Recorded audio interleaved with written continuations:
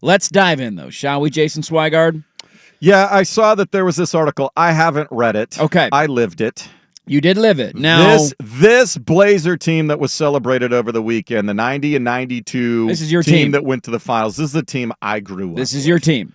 So they celebrated. For those who didn't know, the Blazers had a celebration on Friday night. If you were, wrapped up in the tournament or not watching or whatever, they celebrated the 90 and 92 NBA Finals teams. The teams that went and lost to Detroit and Chicago. Did you catch any of this? Were you interested in this? We were out at A-Lene Friday and watching the tournament and all of those sorts of things. So kind of flew under your radar a little bit. I knew what was going on, but... So they celebrate these teams. I had flipped over, I think, at halftime because Oregon was up on Liberty by 100 points. Yeah. So I'm like, all right, whatever. They're not going to lose this game. I'll flip back over when the second half starts. I think if I remember correctly, the halves coincided okay. But I remember flipping over, and I'm watching this celebration of these teams, which just a reminder of how good the gear was back then. Can we bring back the white keys? What are we doing? We had 1 year of the white keys, and then they got rid of it again. The black blazer satin starter jackets. Talk about marketing wins here, okay? We're just cooking up money-making ideas for everybody this morning. White keys. Bring back the old starter jackets. Come on. So they're doing this big celebration at halftime. Fun walk down memory lane. And for me, this was a little bit. I was too young. I don't remember these teams. My first memories as a Blazer was at the end of Clyde getting traded. Yeah. So that was kind of when my fandom began. The team started coming together while I was in high school, and then this was early college. Going to the finals. Rip City fever. I would rub shoulders with this group because in high school, before they built the practice facility, the team practiced at the Jewish Community Center off Beaverton Hillsdale Highway during the week. They couldn't practice there on the weekends because they were having services and other church things. Right. Most of them lived in Lake Oswego, so they would practice at Lake Ridge High School after we had Saturday morning shoot-around. Just sit around and watch them practice. They let you hang around during practice? Yeah, that's so cool. So they're celebrating this team on Friday. I'm watching the celebration, and they're kind of panning through all the players that were there, and I'm like, oh, yeah, that's, kind of identifying everybody. Obviously, some have passed away since. Kersey, Duckworth, Cliff, Wayne Cooper. Been a handful of guys that have passed away. Too many of them have passed. And my first thought as they're showing the players was, wait a minute. Where's Clyde? Where's the Clyde? He was kind of the face of the team. He was the best player. He's 8-time All-Star in Portland. The leading force in getting them to 2 NBA Finals. Had a lot of help, great supporting cast, but part of the dream team. Clyde the Glide, pretty big deal. Why is he not there? Well, our good friend Kerry Eggers dug it up, and this is where the story takes a little bit of a turn.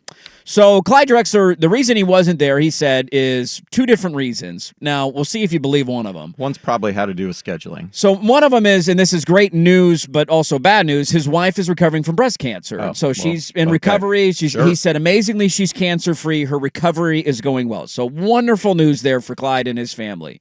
He then followed that up by saying he was never even notified of an official date. Which I don't know if I believe that, but that's what Clyde Drexler is claiming, that he was never notified of an official date. And you can find the story kerryeggers.com. He tweeted it out as well. Well, I would say if he's been supporting his wife going through cancer treatments, maybe it got lost in the mail. Where he's not paying attention to every single piece of correspondence that comes in and might be having somebody handle it for him. And so he said, Terry called me a couple of months ago, told me they were thinking about doing this reunion event. I told him about Tanya's situation, that his wife, but said, as it gets closer, let me know. Clyde told Kerry that he didn't know the date until Kerry called him last Tuesday to be like, hey, are you going to be here? And he was like, wait, what? It's this weekend? Yeah. So it just, somehow somebody dropped the ball. He's saying they dropped the ball. The Blazers are saying, no, we sent them an invite, official invite. So anyways, lost in translation there, right? He then adds, they dropped the ball. This is Clyde's quote, but they have dropped many balls. And it takes a left turn from here, buddy. Yeah. I want the Blazers organization to know as I read through this, these are not my quotes. This is the quote from Clyde Drexler. This is from Clyde Drexler. And Kerry Eggers' article at kerryeggers.com. Some people hold grudges. He continued and said, quote, they don't foster any kind of relationship with ex-players. They get an F in that department.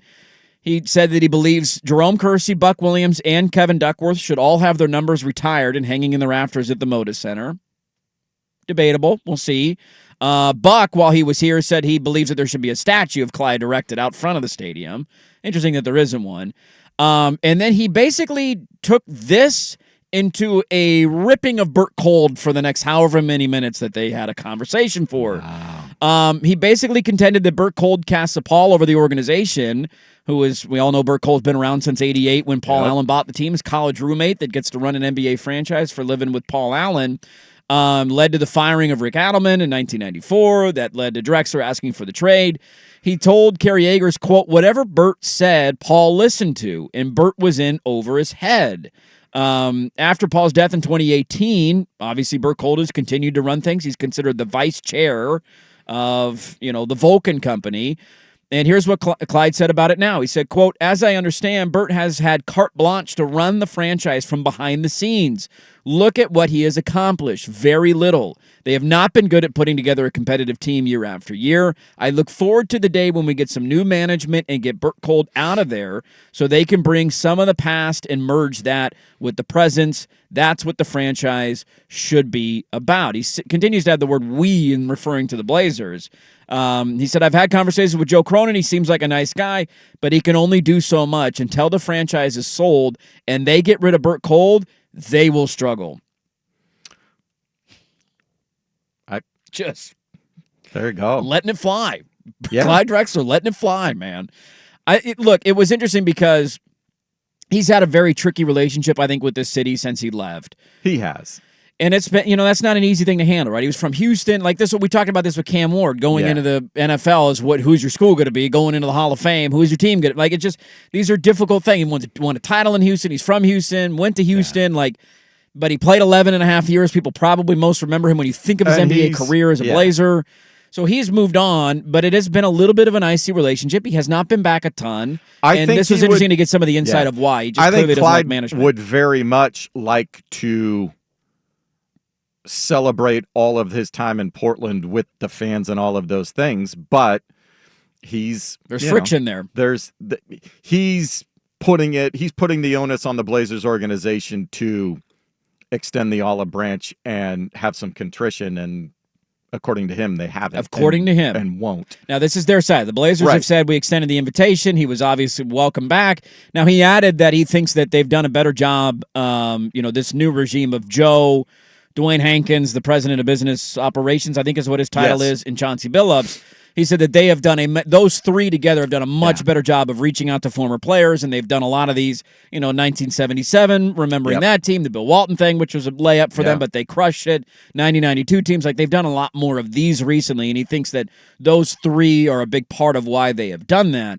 But he is not backing down on his comments about ownership and who's calling the shots behind the scenes. And he added, with the fan base and the relationship there, he said, quote, I'm sorry I won't be able to be there to show my appreciation for Blazer fans. In my mind, they were and still are the best fans in the league. They have always shown me love and respect. They supported our team through thick and thin. They showed up every game, and we didn't want to disappoint them. They were phenomenal. And so he's got very complimentary things to say about the fans. Yep.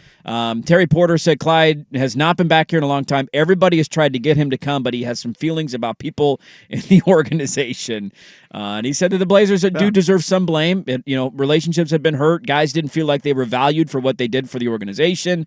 I'm sure every organization has its pitfalls, but we did have them. So Porter, who is now in this tricky situation of working for the team, but friends with Clyde Drexler and having to kind of navigate this middle ground, which isn't an easy thing to do. I found this interesting because I was watching on Friday, and it was, it's a great memory for the city. It's the last, not the last time because they came damn close in 2000, but the last NBA Finals appearance, right? And they had chances to win each of those series and came up just short.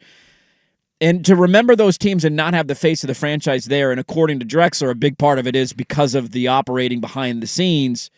That it's unfortunate because at some point, I think it would be nice for everybody to let bygones be bygones and let's mend these fences and bring a guy who was one of the most recognizable players, if not the most recognizable player in the history of your franchise, to bring him back into the fold and have him be, to have his day in the sun, if you will, in Rip City. I think it will eventually happen, but yes, it's not going to happen until there's... Doesn't sound like it's going to happen until Bert Kolde's gone, according to Clyde Drexler. New ownership, flat out, entire new ownership in there. I think he's still holding the grudges of the firing of Adelman, the way it all ended in Portland, not having another chance to win a title. title. And he's talked about that in years past of wishing that they were given more, a little bit more He time. wanted more time. Yeah. He wanted to make another run at it. And the worst part of it was... And they fired Adelman and said, yeah, nope. probably their best team was 91, and they didn't get past the Lakers in Lost to the Game Lakers. 7. That was the Cliff Robinson snafu game, right? Yeah. Where he stepped out of bounds or turned it over or whatever it was. So I thought this was interesting. They honored the team on Friday night, 90-92. Great memories for Blazer fans, but unfortunately the face of those teams was not here.